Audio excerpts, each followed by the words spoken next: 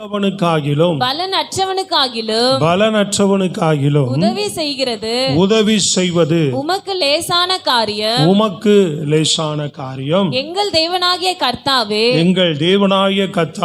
எங்களுக்கு துணை நில்லும். உம்மை சார்ந்து உம்முடைய நாமத்தில் ஏராளமான இந்த கூட்டத்திற்கு எதிராக வந்தோம். கர்த்தாவே, நீர் எங்கள் தேவன், மனுஷன் உம்மை மேற்கொள்ள விடாதேயும் என்றான். ஆமென். ஒரு அல்லேலூயா சொல்லுங்க.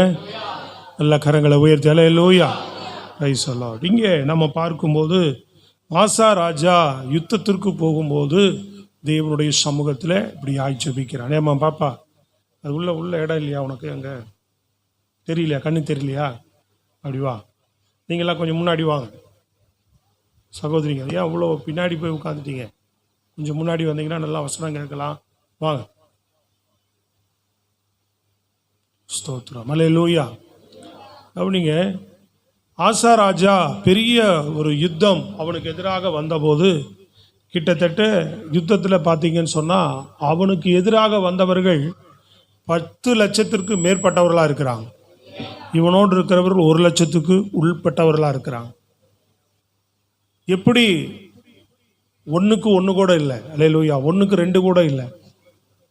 அவங்க 1க்கு எத்தனை பேர் இருக்கிறாங்க? 10 பேர் அதிகமாக இருக்கிறாங்க. நிச்சயமாக வெல்வது எப்படிப்பட்ட காரியம்? கடினமான காரியம், முடியாத காரியம். முடிகிற காரியமா? அது முடியாத காரியம். ஆனால் ஆசா ராஜா தேவன் மேலே விசுவாசம் வைத்து ஜெபம் பண்ணுகிறான். ஆண்டவரே, இது உமக்கு லேசான காரியம், எங்களுக்கு வேணாம். சொல்லுங்க, கடினமான காரியம் உமக்கு. ஆண்டவர் சொல்லுகிறார், இந்த மாதம் அவர் கொடுக்குற வாக்குத்தத்தம் தான் எனக்கு எல்லாம் லேசான காரியம். விசுவாசித்தா செய்வார். நம்ம பார்வைக்கு எல்லாமே பெருசாக கடினமாக தெரியலாம் நிறைய காரியங்கள், இல்லையா? ஆனால் தேவனுக்கு லேசான காரியம். அந்த விசுவாசம் நம்மகிட்ட இருந்து அந்த காரியத்தோடு நம்ம தொடர்ந்து முன்னேறுவோம்னு சொன்னால் ஆண்டவர் நம்ம வாழ்க்கையில் கிரியை செய்வார். அது நமக்கு கடினம்தான். அது பார்க்கும்போது 1க்கு 10 பேர் நிற்கிறாங்க. இவன் ஒரு ஆள் தான், அவன் 10 பேர் நிற்கிறான். வெல்ல முடியுமா? ஜெயிக்க முடியுமா? முடியாது, கடினம். அல்லேலூயா. ஆனால் அவன் தேவனுடைய சமூகத்தில் தேவனை நோக்கி ஒரு விசுவாசத்தோடு கூட என்ன செய்கிறான்? ஜெபத்தை ஏறெடுக்கிறான். ஆண்டவரே, இது உமக்கு எப்படிப்பட்ட காரியம்? லேசான காரியம். இது உமக்கு எப்படிப்பட்ட காரியம்? லேசான காரியம். உம்மால முடியும், லேச சாதாரணமாக செஞ்சிருவீங்கன்றான். ஸ்தோத்திரம், அல்லேலூயா. அப்போ அதுதான் பிரியமானவர்களே, நம்முடைய வாழ்க்கையில் என்ன செய்யும்? கிரிகளை நடப்பிக்கும். அவன் ஆண்டவர் வெற்றி கொடுத்தார். நீங்கள் எரேமியா புஸ்தகத்தில் 32ஆம் அதிகாரம் 22வது வசனத்தில் பாருங்க. 32:22. அவர்களுடைய பிதாக்களுக்கு நீர் கொடுப்பேன் என்று ஆணையிட்ட பாலும் தேனும் ஓடிய தேசமாயிருக்கிற இந்த தேசத்தை அவர்களுக்கு கொடுத்தீர். இல்லையம்மா, 32:27. இதோ நான் மாம்சமான யாவருக்கும் தேவனாகிய கர்த்தர் என்னாலே செய்யக்கூடாத அதிசயமான காரியம் ஒன்று உண்டோ. ஆண்டவர் சொல்றார், நான் மாம்சமான யாவருக்கும். எப்படிப்பட்டவர்? தேவனாகிய கர்த்தர். அல்லேலூயா. என்னால மனுஷனுக்கு செய்ய முடியாத காரியம் ஒன்று இருக்கான்னு கேட்கிறார் ஆண்டவர். என்னால செய்ய முடியாத ஒரு காரியம் இருக்கா அப்படின்னு கேட்கிறார் ஆண்டவர். நீங்க பாத்தீங்கன்னா அரசாங்கத்தில் இருக்கக்கூடியவர்கள் எல்லாம் நீங்க சில பேர் முன்னாடி வாங்கம்மா, கொஞ்சம் சீக்கிரம் வாங்கம்மா, ஆராதனைக்கு கூட பங்கு பெறலைன்னா வாங்க. ஸ்தோத்திரம், அல்லேலூயா. கவனிங்க, ஆண்டவருடைய வார்த்தை அங்க ஆண்டவர் இஸ்ரவேல் ஜனங்களிடத்துல ஒரு காரியத்தை எரேமியா தீர்க்கதரிசியின் மூலமாக இந்த யூத ஜனங்களுக்கு சொல்லுகிறார். இப்ப சொல்லும்போது எரேமியாட்ட சொல்லுகிறார், அவங்கள்ட்ட சொல்லு, மாம்சமான யாவருக்கும் தேவனாய கர்த்தர் என்னால செய்ய முடியாத ஒரு அதிசயமான காரியம் ஒன்று உண்டா அப்படின்னா, அது எளிய மொழிபெயர்ப்பில் கடினமான காரியம் எனக்கு ஒன்றுமே இல்லைன்னு சொல்றார் ஆண்டவர். கடினமானது எனக்கு ஒண்ணுமே இல்லை. என்னால் செய்ய முடியாத அதிசயம் ஒன்று இருக்கா? அங்கே ஆண்டவர் யூத ஜனங்களை சிறையிருப்புக்கு ஒப்பு கொடுக்கிறார். தேசத்தை மண்மேடாக்குறார். சுட்டரிக்கப்பட்டது எல்லா ஜனங்கள்லாம் சிறையிருப்பு, எல்லாமே வாஸ் அவுட் தேசமே. ஆனால் இப்போ ஆண்டவர் சொல்லுகிறார், திரும்பவும் தன்னுடைய எரேமியா மேலமா சொல்லுகிறார், நீ இந்த இடத்துல நிலம் வாங்க சொல்றார். அவனை எப்படி ஒரு நிலத்தை விலைக்கு வாங்கு அப்படின்றார். அவன் யோசிக்கிறான். ஸ்தோத்திரம். எல்லாரும் என்ன பண்றீங்க? அடிமையா சிறையிருப்புக்கு ஒப்பு கொடுத்துட்டீங்க, தேசமே உனக்கு ஒன்றும் கிடையாதுங்க, என்ன இப்ப நிலம் வாங்க சொல்றீங்களே அப்படிங்கும்போது அவன் ஆண்டவர் எரேமியாவுக்கு சொல்றாரு, திரும்பவும் இவ்விடத்துல என்ன செய்யப்படும்? நிலங்கள் வாங்குவதும் ஜனங்கள் குடியிருப்பதுமான தேசமாக திரும்பவும் நான் இதை மாற்றுவேன் அப்படின்னு சொல்லிட்டு தான் சொல்றாரு. என்னால் செய்ய முடியாத அதிசயமான காரியம் ஒன்று இருக்கா? அது உங்க பார்வைக்கு வேணா அது கடினமா தெரியலாம், எனக்கு அது லேசான காரியம்னு சொல்றாரு ஆண்டவர். தேவன் என்ன சொன்னார்? அது ஆண்டவருக்கு லேசான காரியம். அல்லேலூயா. அநேக விஷயங்களை, அநேக காரியங்களை நிறைய நேரங்களில் நம்ம என்ன செய்கிறோம்? இது கடினமான காரியம் அப்படின்னு உங்கள் மனதில் வரும்போதெல்லாம் நீங்கள் சொல்ல வேண்டிய விஷயம் என்ன தெரியுங்களா? ஆண்டவரே, இது என் பார்வைக்கு கடினம்தான், என் பார்வைக்கு பெருசு தான், ஆனால் உங்களுக்கு அது லேசான காரியம். தேவனுடைய சித்தத்துக்கு உட்பட்ட காரியங்களை சொல்ல வேண்டும். தேவனோடு இருந்து தேவனோடு நம்ம வாழ்ந்திருந்தா இந்த வார்த்தைகள் நமக்குள்ள தானா வரும். தேவனுடைய சித்தத்துக்கு உட்பட்ட காரியங்கள், தேவன் நம்ம வாழ்க்கையில விரும்புகிற விஷயங்கள். ஸ்தோத்திரம். அல்லேலூயா. இதை என்ன செய்யணும்? நாம தேவனிடத்துல அறிக்கையிடணும். நம்ம வாழ்க்கையில முடியல, நடக்காது, அப்படி இது கடினமாச்சே, இது பெரிய விஷயமாச்சே, இது எனக்கு சாத்தியமாகுமா, இது எனக்கு கூடுமா அப்படிங்கும்போது நம்ம சொல்ல வேண்டிய வார்த்தை என்ன தெரியுமா? என் தேவனால கூடும். நமக்கு இது பெருசு தான். தேவன் எனக்கு கொடுக்கணும்னு வச்சிருந்தாருனா, எனக்கு ஒன்று நடக்கணும்னு ஒன்று வச்சிருந்தாருனா, இது கடினமாக தான் தெரியுது, ஆனால் என் தேவனுக்கு அது லேசான காரியம். சொல்லுங்க அல்லேலூயா. தம்பி குவாலிட்டியே மாறிடுச்சு, கொஞ்சம் கரெக்ட் பண்ணு. பிரைஸ் எல்லாம். அல்லேலூயா. என் தேவனுக்கு அது லேசான காரியம். ஸ்தோத்திரம். அல்லேலூயா. அந்த விசுவாசம் தான் நமக்கு வேணும், அந்த நம்பிக்கை நமக்கு இருக்கணும். கொஞ்சம் லைட்டாக சவுண்டு மட்டும் வச்சு, லேசாக வச்சு. பிரைஸ் எல்லாம். சொல்றது எத்தனை பேருக்கு புரியுது? ஏன்னா எதுவுமே சொல்றது இல்லை, நம்ம எதுவுமே ஆண்டவர்கிட்ட பேசுறது இல்லை, எதுவுமே ஜெபம் பண்றது இல்லை. நிறைய பேர் திருத்துன்னு முழிக்கிறது ஒரு பழக்கம் வச்சிருக்கிறாங்க. சண்டை போடுறது இங்கே தான்லாம் பார்த்தா முகத்தில் பால் வடியும், அண்டா குண்டாலாம் வச்சு பிடிச்சிக்கலாம். சோத்திரம். இல்லை சொல்லுங்க பார்ப்போம். எப்படி பிடிச்சிக்கலாம்? முகத்தில் பால் வடியும், அண்டா குண்டாலாம் வச்சு பிடிச்சி வைப்பா, வேஸ்டாக போகுதே அப்படின்னு. ஆனால் வெளியில் போனால் நானும் ரவுடி தான் அப்படின்ற மாதிரி என்ன இருக்கும்? பேச்செல்லாம் பயங்கரமாக இருக்கும், பார்வை பயங்கரமாக இருக்கும், நடவடிக்கை பயங்கரமாக இருக்கும். அல்லேலூயா. சொல்லுங்க பார்ப்போம். ஆமாம், நம்ம அப்படி இருக்கக்கூடாது. எங்கே போனாலும் ஒரே மாதிரி இருக்கணும். ஏன்னா தேவனும் எப்போ ஒரே மாதிரி தான் இருப்பார். அவருடைய பிள்ளைகளும் நாம ஒரே குணம் உள்ளவர்களாக தான் இருக்கணும், ரெண்டு குணம் உள்ளவர்களாக இருக்கக்கூடாது. சோதரர், இரு மனம் உள்ளவர்கள் சொல்கிறார் ஆண்டவர். என்ன இருக்கக்கூடாது? ரெண்டு குணம் இருக்கக்கூடாது. அல்லேலூயா. இங்கே வந்தால் பரிசுத்த குணம், வெளியில் போனால் பிசாசு குணம். இங்கே வந்தால் தெய்வீக குணம், அங்கே போனால் வெளியில் போனால் பிசாசின் குணம் இருக்கக்கூடாது. அல்லேலூயா. சொல்லுங்க பார்ப்போம். ஆமாம், இதெல்லாம் என்ன நம்ம வாழ்க்கையில் தேவன் நன்மைகளை கொண்டு வர முடியாது. ஸ்தோத்திரம். Price the Lord. அப்போ தேவனிடத்தில் நல்லா கவனிங்க. புலம்புறோம், அழுகிறோம், சண்டை போடுறோம், இல்லை முறுமுறுக்கிறோம், இப்படித்தான் நம்ம வாழ்ந்து கொண்டிருக்கிறோம் மொழிய நம்ம வாழ்க்கையில் ஒவ்வொரு நாளும் ஆண்டவரோடு நடந்து. அதுதான் சொல்கிறேன், இங்கே இருக்கிற மாதிரி நீ வெளியில் வேலை ஸ்தலத்தில் இருந்தாலும், உன்னுடைய வீட்டில் இருந்தாலும், நீ போகிற வர இடங்களில் இருந்தாலும், தானாக உன் இருதயம் என்ன செய்யும்?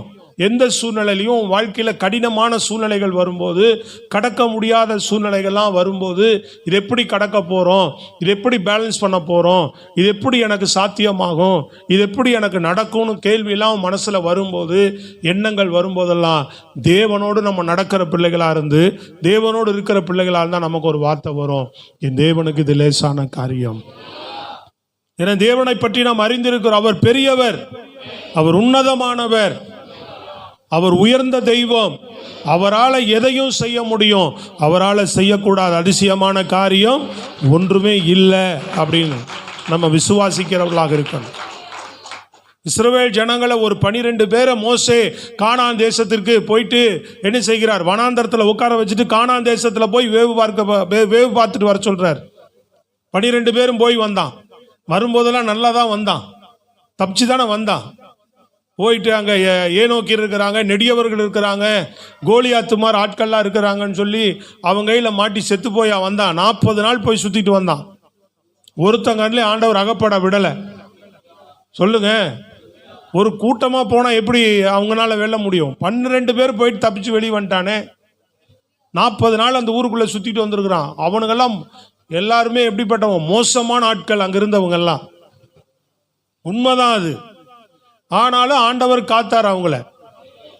போயிட்டு அழகா திராட்சை என்ன செய்கிறாங்க? ஒரு பெரிய திராட்சை உழைவே அப்படி வெட்டி தூக்கி அதில் ஒரு இதில் கொம்புல கட்டி சுமந்துட்டு வந்தாங்களாம். அத்தி பழங்களை அநேகம் கொண்டு வந்தாங்களாம். நல்ல நல்ல பழங்கள்லாம் அங்கே இருக்கு, கொண்டு வந்து எல்லாத்தையும் கொடுத்து சாப்பிட சொல்லிட்டு மீதி அதில் இருக்கிற ஒரு 10 பேர் சொல்கிறான். என்ன சொல்கிறான்? எல்லாம் ரைட்டு தான், பழமெல்லாம் நல்லா தான் இருக்குது, தேசம் நல்லா தான் இருக்குது. அங்கே இருக்கிற ஜனங்க பயங்கரமானவங்க. அங்கே இருக்கிற ஜனங்க பயங்கரமானவங்க, எல்லாம் நெடியவர்கள், எல்லாம் பயங்கரமான ஆட்களா இருக்கிறாங்க. நிச்சயமா நம்மளால என்ன செய்ய முடியாது? நாம போய் அந்த தேசத்தை சுதந்திரிக்க முடியாது. அது நமக்கு கடினமான காரியம்னு சொல்லிட்டான். ஸ்தோத்திரம், அல்லேலூயா. இதுல யோசுவா விட்டு அதிகமா அதுல காலேப்பு தான் முன்னாடி நிற்கிறார். காலேப்பு தான் ஃபர்ஸ்டா நிற்கிறார். அதுல காலேப்பு என்ன சொல்லுகிறார்? எடுத்து வாசிங்க அந்த வேத பகுதியை. காலேப்பு என்ன சொல்றாருன்னா, என்னாகமம் 14 30 31 வாசிங்க பார்ப்போம். என்னாகமம் 14ஆம் அதிகாரம் 30வது வசனமும் 31வது வசனம். எப்புனேயின் குமாரன் காலேபும் நூனின் குமாரன் யோசுவாவும் தவிர மற்றவர்களாகிய நீங்கள் நான் உங்களை குடியேற்றுவேன் என்று ஆணையிட்டு கொடுத்த தேசத்தில் பிரவேசிப்பதில்லை, கொள்ளையாவார்கள் என்று நீங்கள் சொன்ன உங்கள் குழந்தைகளையோ நான் அதில் பிரவேசிக்க செய்வேன்.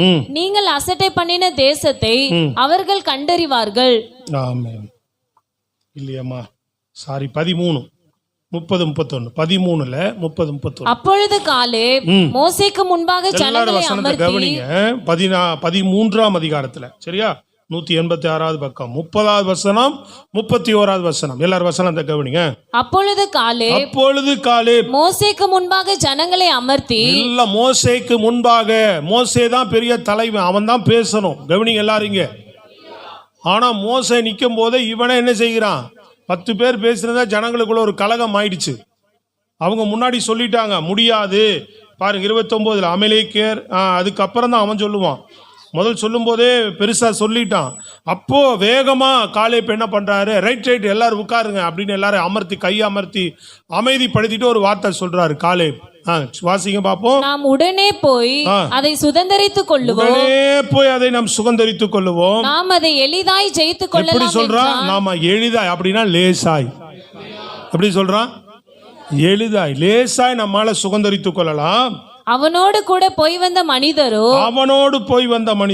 நாம் போய் அந்த ஜனங்களோட எதிர்க்க நம்மாலே கூடாது. இவன் சொல்றான் அவன் லேசான காரியம்ன்றான், எளிதான காரியம்ன்றான். இவன் சொல்றான் நம்மால முடியாது, நம்மால கூடாது. அல்லேலூயா. அவர்கள் நம்மை பார்க்கிலும் பலவான்கள் என்றார்கள். என்ன சொன்னாவன்? நம்மை பார்க்கிலும் பலவான்கள், முடியாதுன்ட்டான். ஸ்தோத்திரம், அல்லேலூயா. ஆனா இவன் சொல்றான் நம்மால. வசனத்தின் மேல எல்லாரும் கவனம் இருக்காங்க. வசனத்தை கவனிக்கிறீங்களா? ஆமா. இவங்க என்ன சொல்றாங்க? இதை எளிதா போய் ஜெயிக்கலாம். காலேப்புக்கு தேவன் மேல உள்ள விசுவாசத்துல தான் சொல்றான்.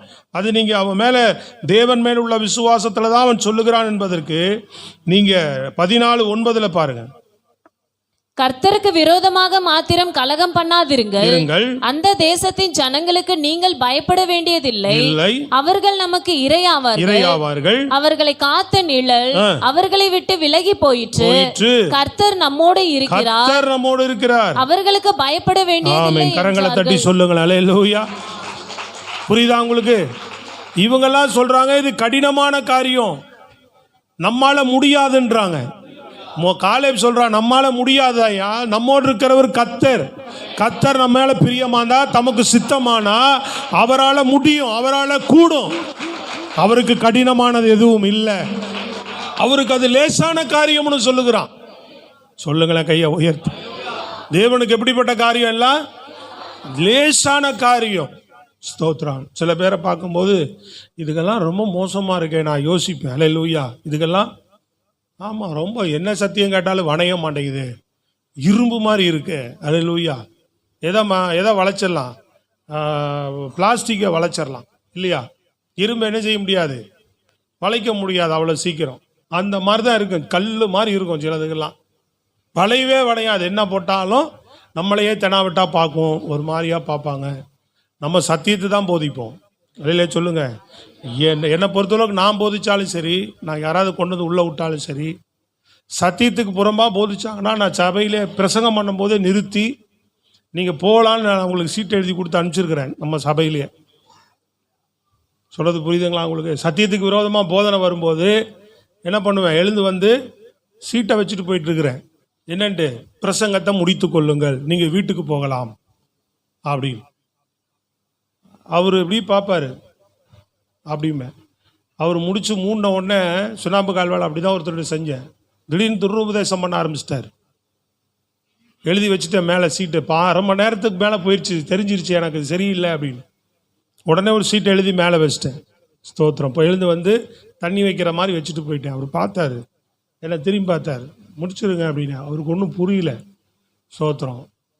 எழுந்த அப்புறம் சரி ஐயா பேசுவாருன்னு பைபிளை மூடினார். நான் வந்து பைபிளை மைக்கை வாங்கிட்டு நீங்கள் போகலான்னு சொல்லிட்டேன்.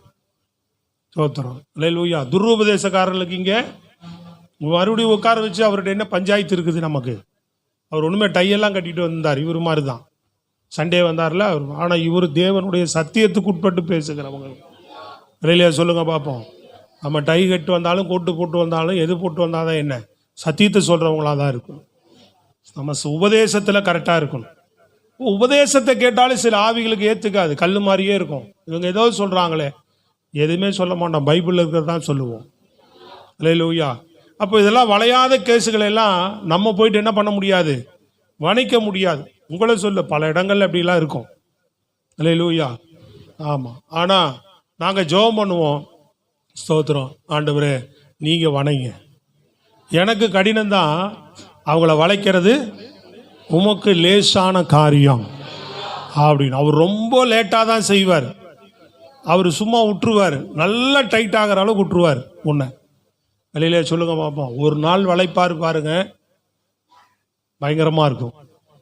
ஸ்தோத்திரம். அல்லேலூயா. சொல்லுங்க பார்ப்போம். அது மாதிரி அநேகரை ஆண்டவர் வளைத்திருக்கிறார், அநேகரை ஆண்டவர் சரிப்படுத்தி இருக்கிறார். ஸ்தோத்திரம். அல்லேலூயா. எல்லாம் தான் சத்தமாக சொல்லுங்களேன். அதனால தேவனால கூடாத, தேவனால முடியாத எந்த காரியங்களுமே கிடையாது. அவன் சொல்றான் லேசான காரியம் நம்ம எளிதாய் போய் சுகந்தரித்துக்கலான்றான். அவன் சொல்லும்போது எவ்வளோ இதாக சொல்றான் பாரு. எப்பா நம்ம சுகந்த கஷ்டம்தான், ஆனா முடியும் அப்படின்னு சொல்லலை. அவன் சொல்லும் போதே என்ன சொல்றான், ஏன்னா ஆண்டவர் வாக்கு கொடுத்தவர் யாரு? கர்த்தர் வாக்கு கொடுத்திருக்கிறார் அந்த தேசத்தை. அதனால கர்த்தர் நம்ம மேல பிரியமா இருந்தா அவர்களை காத்த நிழல் அவர்களை விட்டு விலகி போச்சு. நம்ம எளிதாய் சுகந்தரிக்கலாம். இல்லை, அது கடினம், நம்மால முடியாதுன்றான். மற்றவர் முடியாதவனுக்கு ஆண்டவர் கொடுக்கல, எளிதாய் சுகந்தரிப்பேன்னு சொன்னான் பார்த்தீங்களா, அவனுக்கு கொடுத்தார். ஸ்தோத்திரம். அல்லேலூயா. இப்படி விசுவாசம் உங்களுக்குள்ள காணப்பட்டால், அந்த எண்ணம் உங்களுக்குள் வந்தால், உங்க வாழ்க்கையின் எதிர்காலத்தை குறித்தோ, உங்க குடும்ப காரியங்களை குறித்தோ, இல்லை தேவனுக்காக நீங்க ஏதாவது செய்யணும்னு நினைக்கிற விஷயங்களை குறித்தோ, எந்த ஒரு நல்ல விஷயங்களை, தேவனுக்கு பிரியமான சில காரியங்கள், உங்க வாழ்க்கையில கடினமாய் தோன்றுகிற சில விஷயங்கள் எல்லாம் நீங்கள் தேவனுடைய கரத்துல வைத்து உங்களால முடியும்பா அப்படின்னு நீங்க நம்பி நிக்கிறீங்களோ, கர்த்தர் நிச்சயமா அதை செய்வார். எப்படி செய்வார்? காலேப்புக்கு செய்தார் இல்லையா? ஏன்னா யோசுவா வந்து மோசேயோட கூட இருந்தவர். அதனால யோசுவா வந்து அவன் அடுத்த தலைவனா கொண்டு வரதுனால யோசுவாவை கூட அவ்வளோ இதாக சொல்ல, யோசுவாவோட ரொம்ப ஸ்ட்ராங்காக பேசுனது காலேப்பு தான். அதனால தான் காலேப்பையே ஆண்டவர் மென்ஷன் பண்றார். நீங்க அதே 14ஆம் அதிகாரத்தில் 21வது வசனத்தில் வாசிங்க.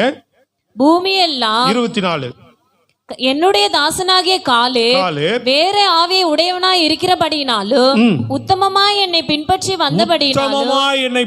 வந்தபடியினாலும் அவன் போய் வந்த தேசத்திலே அவனை சேர பண்ணுவேன். அவன் சந்ததியார் அதை சுதந்தரித்துக் கொள்வார்கள். அவன் எளிதாய் சுதந்தரிப்பான்னு சொன்னதுனால ஆண்டவர் சொல்றாரு, அவனுக்கு கொடுப்பேன், அவனை சுதந்தரிக்க பண்ணுவேன்றார். கையை தட்டி சொல்லுங்க, விளங்குதா உங்களுக்கு?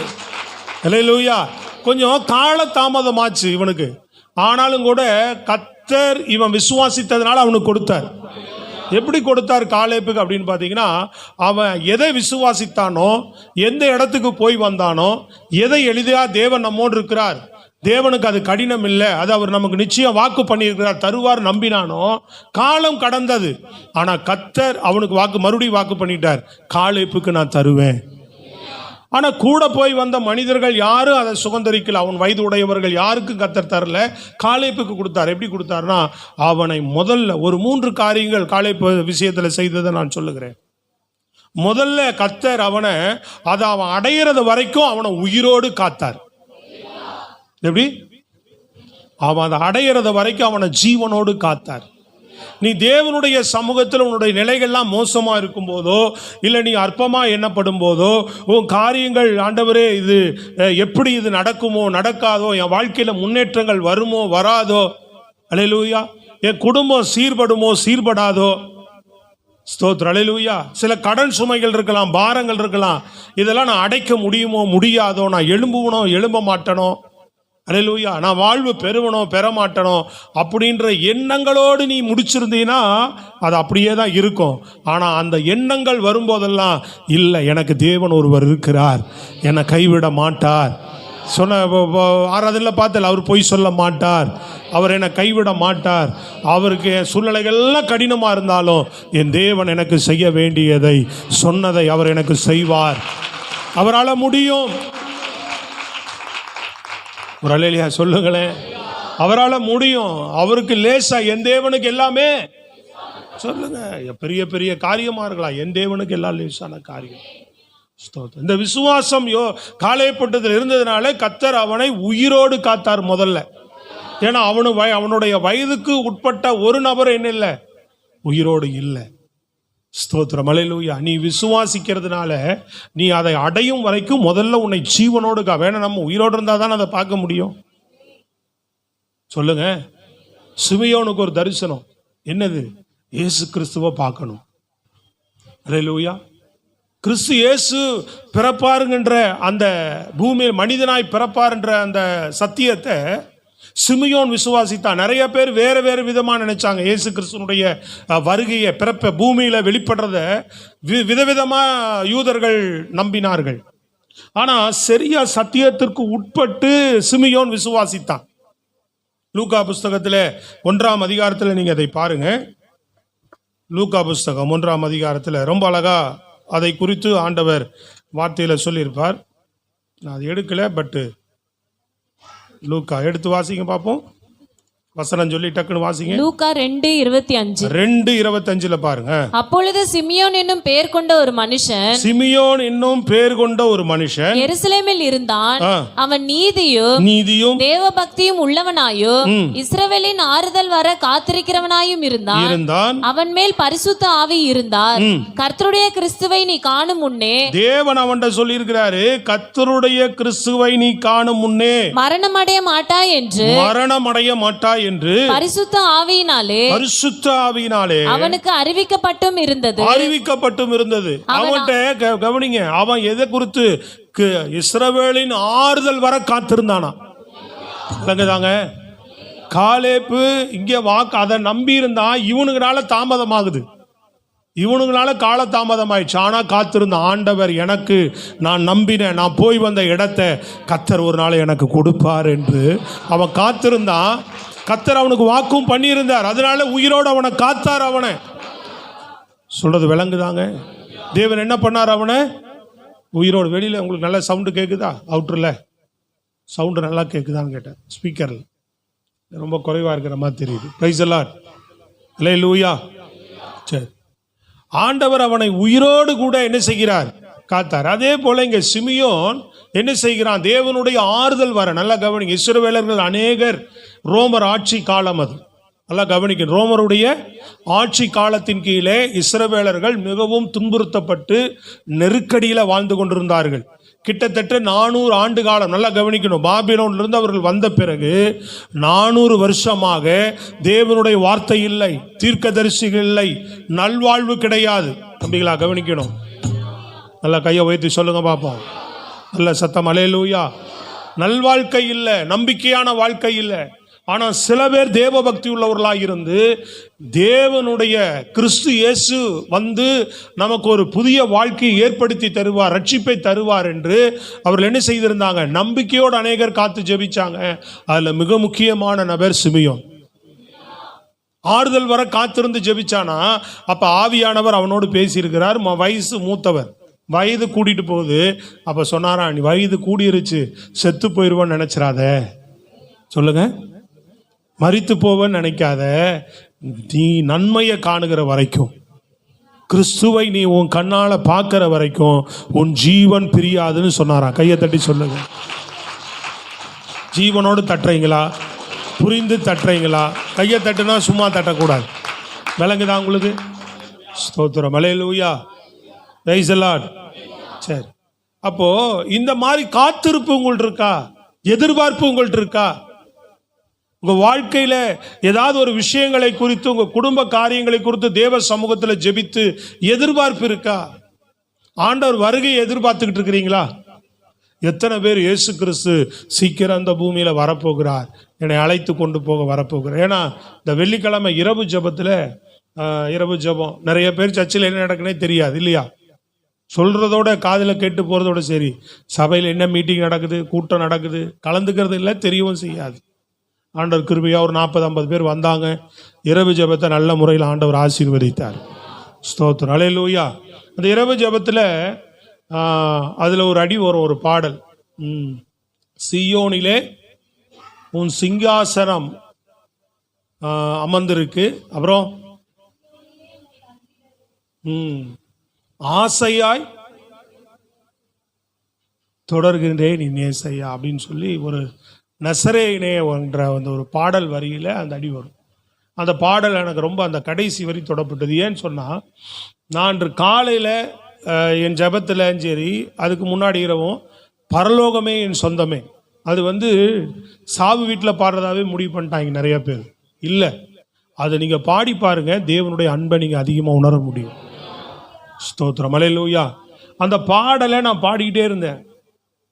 அந்த பரலோகமே என் சொந்தமே பாடல், ஒரு அடியும் ஒரு வார்த்தைகள் அவ்வளோ அருமையாக இருக்கும். அதில் அந்த பாடல் ஆண்டவரோடு நம்ம இணைக்கக்கூடியதாக இருக்கும், ஆண்டவருடைய வருகையை நமக்கு ஞாபகப்படுத்தக்கூடியதாக இருக்கும். அப்போது அந்த பாடல், இந்த வரி தொடப்படும் போது நம்ம அதனால அந்த பாடல் எனக்கு அந்த வரி தொடப்பட்டது. ஜனங்களுக்கு சொன்ன, ஆண்டவருடைய வருகை நம்ம ஒரு நாள் எப்படி இருக்கணும்? அவர் முகத்தை பார்க்கணும், அந்த பொன்னான முகத்தை, இயேசுவினுடைய முகத்தை நான் பார்க்கணும்னு. எத்தனை பேர் ஆண்டவருடைய வருகை எதிர்பார்த்து காத்துட்டே இருக்கிறீங்க? அப்படி காத்திருக்கிறவங்க வெட்கப்பட மாட்டாங்க. எதிர்பார்த்து காத்திருக்கிறவங்க ஆண்டவர் வரும்போது அவர் முகத்தை காணும்படியாக அவர்களுக்கு அவர் கிருபை செய்வார். அவர், புரியுதுங்களா உங்களுக்கு? இதே போல ஒவ்வொரு விஷயத்தையும் இந்த பூமியில் நீங்கள் என்ன செய்யணும்? ஒரு எதிர்பார்ப்பு உங்கள் வாழ்க்கையில். நீங்கள் தேவ சமூகத்தில் ஜெபிக்கும் போது, தேவனோடு நீங்கள் இருக்கும்போது, கர்த்தர் சில காரியங்கள் உங்களுக்கு பேசலாம். இந்த பூமிக்குரிய வாழ்க்கையில் எதாவது ஆசீர்வதிக்கணும்னு சொல்லலாம், இல்லை சபையை குறித்து உங்களோடு பேசலாம். சபையை எப்படி ஆசீர்வதிப்பேன், நடத்துவேன், இப்படிலாம் செய்வேன். ஏன்னா சபைன்றது தேவனுடையது. எப்பவுமே நிறைய பேர் நாங்கள்லாம் ஆரம்பத்தில், ஏன்னா அந்த எண்ணங்கள் எங்களுக்கு இருந்ததுனால தான் உங்கள்கிட்ட அந்த வார்த்தையை சொல்லுகிறோம். நான்லாம் விசுவாசியாக இருக்கும்போது சபைக்கு தான் ஜெபம் பண்ணுவோம், உபவாசம் போடுவோம். சபை வளரணும், சபை பரிசுத்தமாகணும், சபை பெருகணும் அப்படின்னு சொல்லி ஊழியக்காரனானது இப்போ இல்லை. நாங்கள் விசுவாசியாக ஒரு சர்ச்சில் இருக்கும்போது அந்த சபைக்காக தான் உபவாசம் பண்ணியே ஜெபம் பண்ணுவோம். அதனால் சபை குறித்து ஆண்டவர் எங்களோடு வெளிப்படுத்துவார், சில காரியங்கள் எங்களுக்கு பேசுவார். சொல்கிறது விளங்குதாங்க? இன்னைக்கு நீங்கள் சபைக்காக அப்படி ஜெபம் பண்ணால் தேவன் உங்களோடு கூட பேசுவார், தேவன் உங்களுக்கு வெளிப்படுவார். ஏன்னா அநேகருக்கு இந்த தரிசனம், அன்னைக்கு இஸ்ரவேலர்களுக்கு எப்படி இந்த தரிசனம் இல்லாமல் இருந்தார்கள், தேவன் இல்லாமல் இருந்தாங்க, தீர்க்கதரிசிகள் இல்லாமல் இருந்தாங்க, வார்த்தைகள் இல்லாமல் இருந்தது, அபிஷேகங்கள் இல்லாமல் இருந்தது. அதுபோல இன்றைக்கு திருச்சபையினுடைய அவல நிலையாத்தான் இருக்கு. எல்லாம் வரோம் போறோம், தரிசனம் கிடையாது, யாருக்கும் ஒரு நோக்கம் கிடையாது, ஒரு திட்டம் கிடையாது, தேவ சபையை குறித்த அக்கறை கிடையாது. அல்லேலூயா. இது தேவனுடைய ஆலயம், இது தேவனுடைய சபை, தேவனுடைய வரிக்கு ஒரு கூட்டம் மக்கள் இங்கு ஆயத்தமாக வேண்டும் என்கிற முதல் தன்னை ஆயத்தப்படுத்தினவன் தான் மற்றவர்கள் ஆயத்தமாகணுன்ற ஒரு எண்ணம், ஜெபம் இங்க வரும். அந்த தரிசனம் கிடையாது நிறைய பேருக்கு. சபைக்காக ஜெபிக்கிறவர்கள் கிடையாது. ஸ்தோத்திரம், அல்லேலூயா. பாரப்படுகிறவர்கள் கிடையாது. சுவிசேஷம் அறிவிக்கிறவர்கள் இல்லை. அழிந்து கொண்டு மக்களை பார்த்து பாரம் அடைந்து என் மேல் விழுந்த உங்களுக்கு சுவிசேஷத்தை அறிவிக்கலாம், உங்களுக்கு ஐயோன்னு போட்டிருக்கு வேதத்தில். அப்ப நம்ம சுவிசேஷத்தை அறிவிக்கணும், அந்த பாரமே இல்லை. யார் நல்ல ஒரு சிலர்லாம் நீங்க திரும்பி பாருங்க, யோசிச்சு பாருங்க, யாராவது நான் சொல்லியிருக்கிறேன், நான் சொல்லியிருக்கவே மாட்டேன். ஏதாவது ஒரு 10 வருஷம் 15 வருஷம் ரட்சிப்புல 1-2 பேருக்கு சொல்லியிருப்போம், சும்மா சொல்லியிருப்போம். அதுவும் சபைக்கு வாப்பா, ஆண்டவரை தேடுப்பான்னு ஏதாவது சொல்லியிருப்போம். இல்லை, அப்பப்போ நான் சந்திக்கிறேன், இயேசுவை பற்றி நான் பேசியிருக்கிறேனா, அவர் வருகை பற்றி பேசியிருக்கிறேனா, அவர் இயேசுவினுடைய ரட்சிப்பை பற்றி நான் பேசியிருக்கிறேனா மற்றவரிடத்துல, நிதானிச்சு பாருங்க. இருக்காது. அந்த நாட்கள் இருந்துச்சு. இந்த நாட்கள்லாம் சபைகள் இன்றைக்கு என்ன செய்யப்பட்டிருக்கிறது? மரித்த நிலையிலே காணப்படுகிறது. ஸ்தோத்திரம், அல்லேலூயா. கவனிக்கிறீங்களாங்க? சில பேர் மட்டும் இந்த சிமியோனை போல தாகமுள்ளவர்கள் இருக்கிறாங்க. சில பேர், ஒருத்தன் தான் காலேப்பு, அவனை போல சில பேர் தான் இங்க தாகமுள்ளவர்கள் இருக்கிறாங்க. அப்ப ஆண்டவருடைய வரிகளை யார் போக போறோம்? நல்லா கவனிங்க. ஆண்டவருடைய சித்தத்தை யார் செய்ய போகிறா? ஆண்டவருடைய விருப்பத்தை யார் இந்த பூமியில நிறைவேற்ற போகிறா? எல்லாம் விளங்குதாங்க? நல்ல கையை உயர்த்தி சத்தமா சொல்லுங்க. இல்ல, இன்னைக்கு போட்டிகளும் பொறாமைகளும் சண்டைகளும் கசப்புகளும் பண ஆசைகளும் உலக ஆசைகளும். சொல்லுங்க. ஆமா, எதுலயோ போய் சிக்கி கொள்ளுகிறோம். உலக காரியங்கள்ல போய் நிறைய தேவையில்லாம நம்மளே வம்படியா போய் என்ன பண்ணுகிறோம்? நிறைய விஷயத்துல போய் நம்மளே தலையிட்டு மாட்டிக்கொண்டு என்ன பண்றோம்? அதுல இருந்து தப்பித்து கொள்றதுக்கு தான் ஆண்டவரை தேடிக்கிட்டே இருக்கிற மொழிய. ஆண்டவரை அழிந்து கொண்டிருக்கிற, வெளியில மாட்டிக்கொண்டிருக்கிற மக்கள் நிறைய இருக்கிறாங்க. வெளியில சிக்கி கொண்டிருக்கிற மக்கள் நிறைய இருக்கிறாங்க. அவர்களை விடுவிக்கிறதுக்கு ஒரு நாளாவது நம்ம ஜெபிக்கிறோமா? அவர்களை விடுவிப்பதற்கு ஒரு நாளாவது நம்ம கண்ணீர் வடிக்கிறோமா? உணர்வு இருக்காங்க? சொல்லுங்க. அல்லேலூயா. ஆராதனைக்கு வருகிற இன்னைக்கு மனநிலை கூட அப்படிதான் போயிடுச்சு. பாரம்பரியமான ஒரு கிறிஸ்துவ இன்னைக்கு கர்த்தருடைய நாள், இன்னைக்கு ஆராதனைக்கு நான் வந்துட்டு போறேன். அல்லேலூயா. இல்ல, தேவன் கொடுத்த நாளை கர்த்தர் என்ன 6 நாள் நடத்தி இருக்கிறார். அல்லேலூயா. பழைய ஏற்பாடு எப்படி தெரியுங்களா? ஓய்வு நாளில் வரலன்னு சொன்னா அவனை சிறைப்படுத்திடுவாங்க. ஓய்வு நாளில் இவன் விறகு பிறக்கிட்டு இருந்தான், என்ன பண்றதுன்னு தெரியல, அவனை சிறை வைங்க, நான் ஆண்டவர்கிட்ட கேட்டு சொல்றேன்னு மோசே ஆண்டவர்கிட்ட கேட்கும்போது, இவன் ஓய்வு நாளை மீறினா அதனால கல்லெறிந்து கொல்ல கடவன். பழைய ஏற்பாடு எப்படி? அப்பவே என்ன செய்யப்படுது? ஆக்கினி தண்டனை அவனுக்கு கொடுக்கப்பட்டது. அப்பவே அவன் மீறினானா அப்பவே ஆக்கினி தண்டனை. இப்ப எப்ப தெரியுங்களா ஆக்கினி தண்டனை? ஆண்டவர் இயேசு கிறிஸ்து வந்த பிறகு ஆக்கினி தண்டனையை வச்சிருக்கிறார். எப்ப வச்சிருக்கிறாரு? ஆண்டவர் வந்தவங்க பிறகு எல்லாத்துக்கும் ஆக்கினி தண்டனை வச்சிருக்கிறார். மீறுகிற அத்தனை பேருக்கும், சபையின் ஒழுங்கை மீறுகிறவர்களுக்கு, சபையின் சட்டத்திட்டங்களை மீறுகிறவர்களுக்கு அப்பெல்லாம் என்னன்னு பார்த்தீங்கன்னா உடனே ஆக்கினி தண்டனை, உடனே கல்லால் அடிச்சு அவங்களை கொன்றணும்.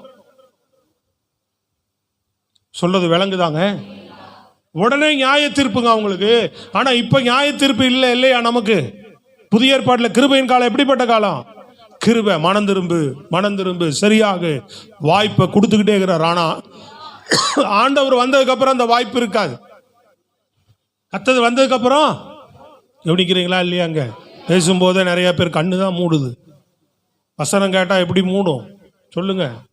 ஜீவனோடு பேசும்போதே இதாக இருக்கு. அது இங்க வந்து பாதி நேரம் தூங்கி இங்கே எந்திரிச்சு போய் சோத்திரம், இப்படிதான் இருக்கு. பரிதாபமான நிலை தான் இன்னைக்கு சபை இருக்கு. சோத்திரம், வெக்கமாக தான் இருக்கு.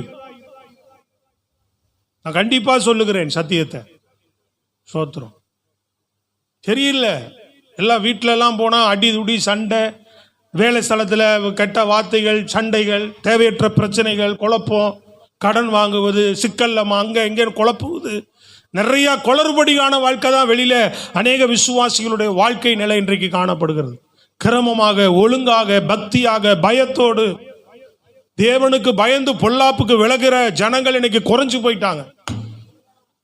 சோத்திரம். அல்லேலூயா. தேவனுடைய வருகை எதிர்பார்க்கிறவர்கள் குறைவு, தரிசனம் உடையவர்கள் குறைவு. என்ன கேட்டாலும் இருதயம் விளங்க மாட்டேது, உணர மாட்டேது, புரியல அப்படின்னு தான் சொல்றோம். அல்லேலூயா. நான் இந்த இரவு ஜெபத்தில் அதான் பேசினேன். மோசேட்ட ஆண்டவர் வந்து இடைப்படும் போது எப்போ இடையில சொன்னேன், எனக்கு புரியல ஆண்டவரே அப்படின்னு சொல்ல. இல்லை ரைட்டு, அப்போதான் ஆண்டவர் ரட்சித்து அவனை வந்து ஒரு வருஷத்துக்குள்ள இஸ்ரவேல் ஜனங்களை மீட்டு ரட்சித்து கொண்டு வரான். கீழே ஜனங்க தப்பு பண்ணிட்டாங்க. ஆண்டவர் சொல்றாரு, இவர்களெல்லாம் தவறு செஞ்சுட்டாங்க, அதனால இந்த ஜனங்களை நான் அழிக்க போறேன்றான். அப்போ அவன் ஒண்ணுமே புரியாம என்ன பண்ணியிருக்கலாம், அப்படியே ஆண்டவரே அழிக்க போறீங்களா, சரி அழிச்சுக்கிறேங்க, நான் அப்போ மீதியான தேசத்துக்கே போயிட்டுமான்னு கேட்டா ஆண்டவருக்கு எப்படி இருந்திருக்கும்? நான் சொல்றது விளங்குதாங்க?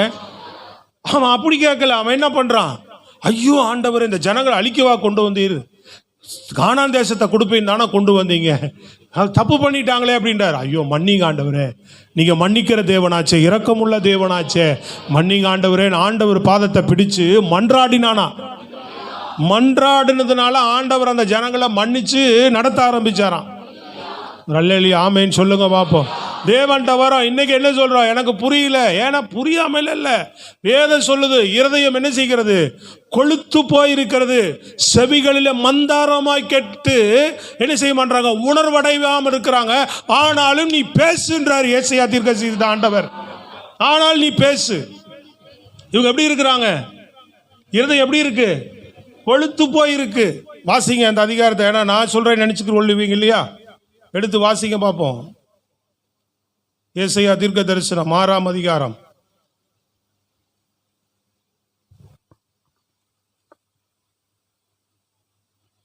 10வது வசனம். இந்த ஜனங்கள் தங்கள் கண்களினால் காணாமலும், தங்கள் காதுகளினால் கேளாமலும், தங்கள் இருதயத்தினால் உணர்ந்து குணப்படாமலும், தங்கள் இருதயத்தினால, நல்லா கவனிங்க வார்த்தை சொல்லுது, கண்களில் ஆண்டவருடைய மகிமையை காணல, தங்கள் காதுகளில சரியா ஆண்டவர் வார்த்தையை கேட்கல, தங்கள் இருதயத்தில் என்ன பண்றாங்க, உணர்ந்து குணப்படாமலும், நான் அவர்களை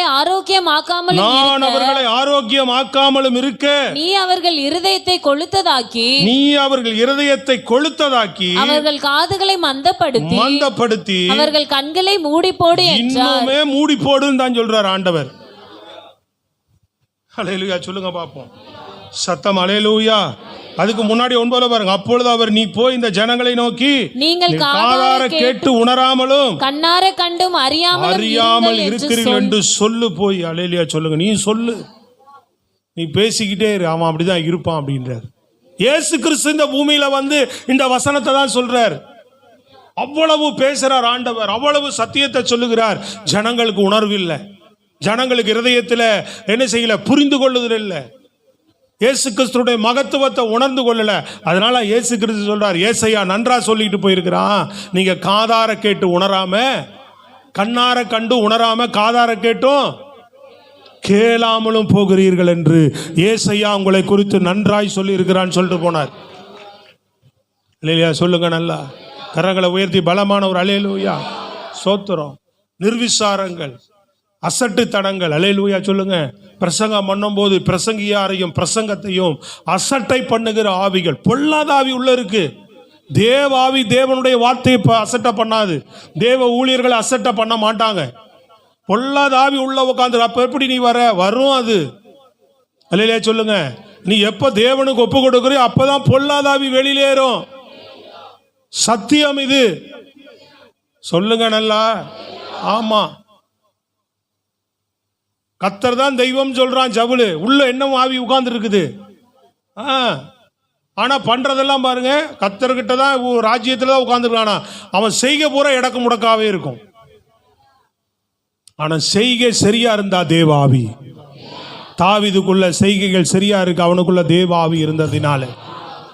அல்லேலூயா சொல்லுங்க. நல்ல சத்தம். நீ வெளியில போய் எப்படி இருக்கிறீங்க, உங்க வாழ்க்கை எப்படி இருக்கிறது, நம்ம ஜீவியங்கள் எப்படி இருக்கிறது, தரிசனம் உடையவர்களா இருக்கிறோமா, விசுவாசம் உடையவர்களா இருக்கிறோமா, இந்த காளைப்பை போல இருக்கிறோமா, இந்த சிமையோனை போல காணப்படுகிறோமா? அவன் அப்படி காத்திருந்ததுனால ஆண்டவர் சொல்றார், நீ சாக மாட்டையா. சத்தமா சொல்லுங்க. அல்லேலூயா சத்தமா சொல்லுங்க. நான் இந்த வசனத்தை பிளாட்டா சொல்லிட்டு போலாம், உங்களுக்கு கேட்கறதுக்கு நல்லா இருக்கும். ஆண்டவர் என்ன பண்ணுவார், உங்களை காப்பார், செய்வார், நடத்துவார். இல்லை, நம்ம சரியாகாம எது நடக்காது. நல்ல சத்தமா சொல்லுங்க பாப்போம். உன்னை உயிரோடு காப்பார் அவர். நீ தரிசனமுடைய ஒரு நபராய் இருந்தா அவன்கிட்ட பேசுற, நீ சாக மாட்ட, கண்ணார காணு வரைக்கும் சாக மாட்ட அப்படின்னு சொன்னவர் இயேசு கிறிஸ்து பூமியில பிறந்து 8ஆம் நாளிலே தேவனுடைய ஆலயத்துக்குள்ள கொண்டு வராங்க. அப்போ ஆவியானவர் சிமியோன்கிட்ட பேசுறாரு, எழுந்து போ. அல்லேலூயா சொல்லுங்க. ஆலயத்துக்கு போ. ஆவியின் ஏவுதலினாலே ஆலயத்துக்குள்ள வந்தானா. எப்படி வந்தா? ஆவியின் ஏவுதலினாலே ஆலயத்துக்குள்ள வந்து கிறிஸ்துவை சொல்றான், கையில ஏந்தி. அவன் கண்ணார பார்ப்பேன் ஆண்டவர் சொன்னார் பார்த்தீங்களா? கண்ணார ஆண்டவர் அவனை பார்க்க வைத்தார். அவர் ஸ்தோத்திரம். உயிரோடு காத்தார் அது வரைக்கும். சொல்றது விளங்குதாங்க?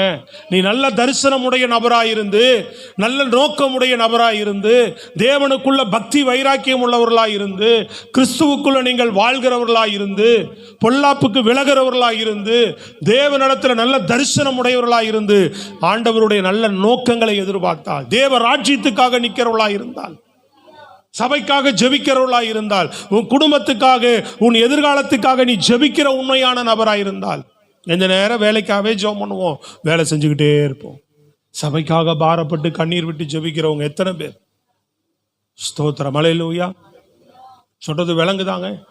சபைக்காக பாரப்பட்டு எத்தனை பேர் ஜெபிக்கிறோம்? அழிந்து கொண்டிருக்கிற மக்களுக்காக உனக்கு கொடுக்கப்பட்டிருக்க அந்த அதிகாரம், உன் மேல அந்த அபிஷேகத்தை ஆண்டவர் வைத்திருக்கிறார் அல்லவா? சொல்றது எத்தனை விசுவாசிகளுக்கு விளங்குது? எல்லாருக்கும் அந்த அதிகாரத்தை கர்த்தர் கொடுத்திருக்கிறாரு. எல்லாருக்கும் அந்த அபிஷேகத்தை கர்த்தர் கொடுத்திருக்கிறாரு. சொல்றது விளங்குதாங்க? எல்லாருக்கும் கர்த்தர் கொடுத்திருக்கிறார் அந்த கிருபை அபிஷேகம்.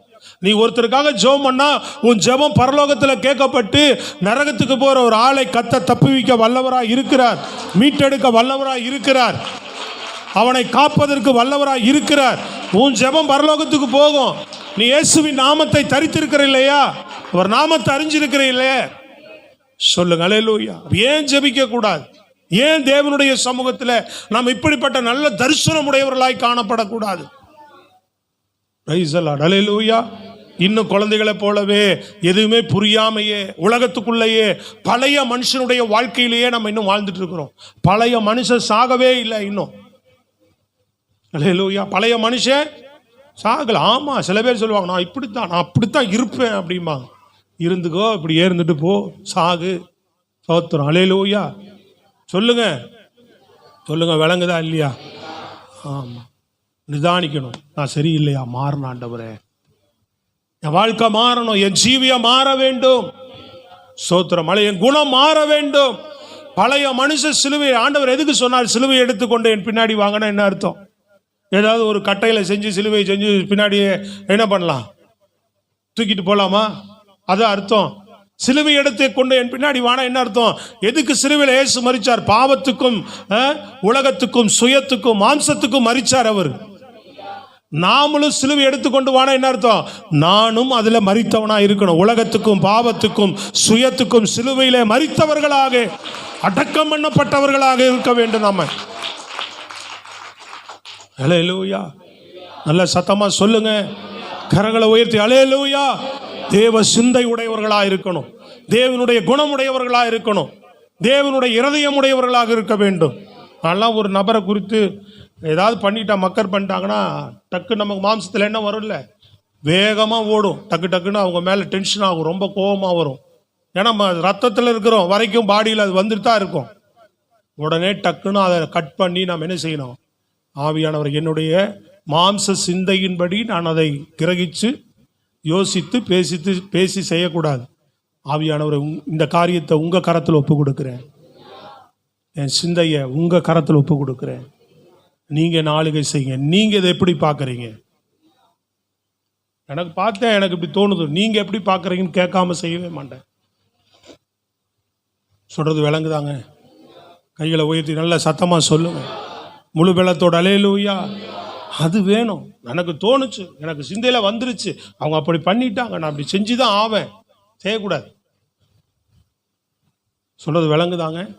இன்னைக்கு ஆண்டவர் நிறையா பாடல் கொடுத்தார், சில பாடல்கள்லாம் வந்தது. காலையிலேருந்தே ஜெபம் பண்ணிட்டே வந்தேன். அவங்களுக்கெல்லாம் பாடல் கொடுத்து தான் முன்னாடியே கொடுத்துருக்குறேன். ஆண்டவர் நடத்துனீங்கன்னா நான் சில பாடல்கள் ஆவியில் வந்திருக்கு, அதெல்லாம் அப்படியே ப்ரெசென்ட் பண்ணணும் மக்களுக்கு, அப்போ உங்களுக்கு கொடுக்கணும் அப்படின்றதுக்காகவே நான் ஜெபம் பண்ணிக்கிட்டே வந்தேன். ஆராதனையில் ரொம்ப நேரம் இழுக்க முடியாது. சொல்லுங்க அல்லேலூயா. சில வார்த்தைகள் சில காரியங்கள் கொடுத்தனால ஜெபம் பண்ணிக்கிட்டே வந்தேன். ஆவியை நடத்துனீங்கன்னா செய்கிறேன்னு என்ன அறியாமல் எழுந்து வந்துட்டேன், தொடங்கினேன். கர்த்தர் என்ன சொன்னாரோ உங்கள்கிட்ட வச்சிடறேன், அவ்வளோதான். கரங்களை வைத்து சொல்லுங்க. எல்லாமே பேசுவார் ஆண்டவர். ஆறுதலும் படுத்துவார், தைரியம் படுத்துவார், பலப்படுத்தவும் செய்வார், கண்டிக்கவும் செய்வார், புத்தி சொல்ல வச்சார். ஏன்னா உள்ள இருக்கிற ஆளுக்கு சில பேருக்கு கண்டிப்பு தேவை, உள்ள இருக்கிற ஆளுக்கு சில பேருக்கு ஆறுதல் தேவை, உள்ள இருக்கிற சில பேருக்கு அன்பு தேவை, உள்ள இருக்கிற சில பேருக்கு தைரியம் தேவை. என்ன தேவையோ அத்தனையும் ஆவியானவர் உங்களுக்கு அவங்களுக்கு வேண்டியதை கொடுத்து தான் அனுப்புவார். அதை தான் அவங்கவுங்க பெற்றுட்டு போயிட்டீங்கன்னா அது நல்லது. அல்லேலூயா. எனக்கு எச்சரிப்பு வார்த்தை வந்தது, ஆண்டவரே நான் என்னை ஒப்பு கொடுக்குறேன். என்னை கண்டிக்கும்படி வார்த்தை வந்தது, என்னை ஒப்பு கொடுக்குறேன். ஐயா நான் ஆறுதல் எல்லாம் வந்தேன், என்னோட ஆறுதலோடு பேசினீர். கைவிடப்பட்டு வந்தேன், நான் கைவிட மாட்டேன்னு சொன்னீங்க. எத்தனையோ மனிதர்களை நம்பி ஏமாந்து போன பொய் சொன்னாங்க. அல்லேலூயா. பொய்யுரையா தேவன் எனக்கு இருக்கிறீர். சோத்திரம். நல்லா சொல்லுங்க கரங்களை உயர்த்தி. அதே போல இந்த செய்தியின் மூலமாக ஆண்டவர் உனக்கு கொடுக்குற வாக்குத்தத்தம் அதுதான். நீ என்ன ஆண்டவர் நீ சொல்ல வர்றாருன்னா, எனக்கு லேசான காரியம், எனக்கு எதுவும் கடினம் இல்லை, என்னால் செய்யக்கூடாத அதிசயமானது ஒன்று இல்லை, நீ விசுவாசிக்கிறியான்னு கேட்குறார் ஆண்டவர். நீ நம்பி காத்திருந்தா உன் வாழ்க்கையில் எல்லாவற்றையும் எளிதாய் நீ சுதந்தரிப்பேன்னு காலேப்புக்குள்ள விசுவாசம் இருந்தது போல இருந்தா நாட்கள் கொஞ்சம் தாமதமாகலாம், சில வருஷங்கள் கூட கடந்து போகலாம். ஆனால் நீ காணும் வரைக்கும் உன்னை கைவிட மாட்டேன், நீ சாக மாட்டேன். யோசேப்புக்கு ஒரு தரிசனம் இருந்தது, தம்பிக்கு அடிச்சு குழியில போட்டு சாகடிக்க பார்த்தா முடியல. அவங்க பொருத்திப்பார் மனைவி மூலமா பிசாசு பூந்து இவனை தீமை செய்து சிறையில் அடைக்க பார்த்தா முடியல. அவனை அழிக்க பார்த்தாங்க, முடியல. தாவீதை கொல்ல சவுல் எவ்வளவோ தேடுனா, முடியல. எத்தனை பேருங்க புரியுது? தேவன் அவர்களெல்லாம் உயிரோடு காத்தார். பவுலுக்கு சொல்றார், அப்பா நீ ராயனுக்கு முன்பாக நிற்கணும், உன்னால கப்பல்ல யாத்திரை பண்ற அத்தனை பேருக்கு நான் ஜீவனை கொடுக்குறேன், உனக்கு ஜீவனை கொடுக்குறேன். ஏன்னா உன்னை கொண்டு செய்ய வேண்டியது நிறைய இருக்கு. உனக்கு மாத்திரமல்ல, உன்னோடு யாத்திரை பண்ணுகிற அத்தனை பேருக்கு நான் ஜீவனை கொடுக்குறேன். உயிரோடு காக்கக்கூடிய தேவன் உன்னை, அவர் உனக்கு சொன்னதை செய்து முடிக்கிற வரைக்கும் உன்னை உயிரோடு காப்பார் அவர்.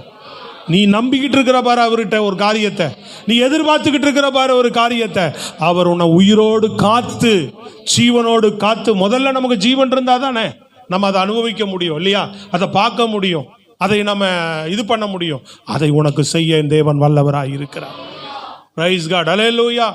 இரண்டாவது காரியம், அவனை பலப்படுத்தினாராம். இரண்டாவது என்ன பண்ணார் ஆண்டவர்? முதல் ஜீவனோடு காப்பேன்னு சொன்னார். ரெண்டாவது என்ன செய்தாரு? அந்த வசனத்தை வேகமாக நீங்களே வாசிங்க. யோசுவா புஸ்தகத்தில் நீங்கள் வேகமாக வாசிங்க பார்ப்போம். யோசுவா 14 10 11 வாசிங்க. அவனே சொல்றான் அந்த வார்த்தையை. இப்போதும் இதோ கர்த்தர் சொன்னபடியே என்னை உயிரோடு காத்தார். இஸ்ரவேலர் வனாந்திரத்தில் சஞ்சரிக்கையில் கர்த்தர் அந்த வார்த்தையை மோசேயோடே சொல்லி, இப்போது 45 வருஷம் ஆயிற்று. எத்தனை வருஷம் ஆயிற்று? 45 வருஷம் ஆயிற்று. இதோ நான் இன்று 85 வயதுள்ளவன். மோசே என்னை அனுப்புகிற நாளில் எனக்கு இருந்த அந்த பலன் இந்நாள் வரைக்கும் எனக்கு இருக்கிறது. ஒரு அழில சொல்லுங்க பாப்போம். முதல்ல சொன்ன ஆண்டவர் என்னை உயிரோடு 10 வருஷத்துல பாருங்க. இப்பொழுதும் இதோ கர்த்தர் சொன்னபடியே என்னை உயிரோடே காத்தார். எல்லாரும் வாசிங்க. என்ன போட்டிருக்கு?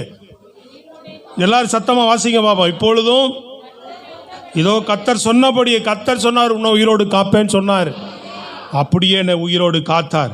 ரெண்டாவது என்ன பண்ணார்? உயிரோடு காத்தவர் மாத்திரமல்ல, எனக்கு பலனையும் கொடுத்து வைத்திருக்கிறார். ஒரு அல்லேலூயா ஆமென் சொல்லுங்களேங்க. நீ ஒரு காரியத்தை நினைச்சிருக்கிறேன்னா அந்த காரியத்தை நிறைவேறுகிற வரைக்கும் உன்னை உயிரோடு காக்கிறது மாத்திரமல்லங்க, உனக்கு வேண்டிய சரீரத்துக்கு வேண்டிய பலனையும் கொடுத்து நடத்துவார், உனக்கு வேண்டிய ஆரோக்கியத்தையும் கொடுத்து நடத்துவார். நீ பலவீனத்தில் படுத்து போயோ, விழுந்து போயோ, கூனி போயோ, குறுகி போயோ நீ அனுபவிக்கிற ஆளா இருக்க மாட்ட. பலத்தோடு கூட அதை அனுபவிக்கிற ஒரு வல்லமையை கர்த்தர் உனக்கு தருவார். அல்லேலூயா. இன்னைக்கு 85 வயதாகிறது. அன்றைக்கு இருந்த பலன் இன்றைக்கும் இருக்கிறதுன்னு சொல்லுகிறான். சொல்லுங்களேன் நல்ல கையை உயர்த்தி முழு பலத்தோடு. அல்லேலூயா. ஆபிரகாம் அழைச்சார் 75 வயசுல, வந்தான் 100 வயசு ஆகி போச்சு. இனி என்ன ஆண்டவரே தரிசனம் என்னாச்சு, எனக்கு கொடுத்த வாக்குத்தத்தம் என்னாச்சு? செத்து போன சரீரத்தில் புது பலன் அனுப்புகிறார் ஆண்டவர். செத்து போன சரீரத்தில். அதனால தான் சொல்ற, அவரால் செய்யக்கூடாத அதிசயமான காரியம் ஒன்று இருக்கா? உன் சரீரம் பலவீனம் அடைஞ்சிட்டே போகலாம், ஆனால் உனக்குள்ள ஒரு புது பலனை அவர் பாய்ச்சி கொண்டே வருவார். புது ரத்தத்தை அவர் பாய்ச்சி கொண்டே வருவார். புது பலன் உனக்கு உண்டாயிட்டே இருக்கும். அல்லாதான் தட்டி ஜீவனோடு சொல்லலாமே, ஹல்லேலூயா, ஹல்லேலூயா. புது பலனை கொடுத்து அவர் உன்னை நடத்துவார். புது சத்துவத்தை கொடுத்து உன்னை நடத்துவார். ஏசாயா 40ஆம் அதிகாரத்தில் சொல்லப்படுகிறது.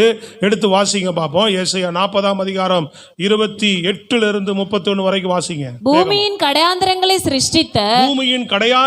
சிருஷ்டித்த கர்த்தராகிய அநாதி தேவன் சோர்ந்து போவதும் இல்லை, சோர்ந்து போகிறதும் இல்லை, இளைப்படைவதும் இல்லை. இதை நீ அறியாயோ, இதை நீ கேட்டதில்லையோ, இதை எங்கும் கேட்டதில்லையோ. அவருடைய புத்தி ஆராய்ந்து முடியாதது. சோர்ந்து போகிற அவர் பலன் கொடுத்து என்ன செய்யறாரா கவனிங்க. அவர் நான் என்ன செய்யறேன் நீ அறிஞ்சிரலையா? இன்னும் அவர் என்ன செய்யறார் தெரியுங்களா அப்படின்னு சொல்றாரு. அவரு சோர்ந்து போகிறவனுக்கு அவர் பலன் கொடுத்து சத்துவம் இல்லாதவனுக்கு சத்துவத்தை பெருக பண்ணுகிறார். இளைஞர் இளைப்படைந்து சோர்ந்து போவார்கள், வாலிபரும் இடறி விழுவார்கள்.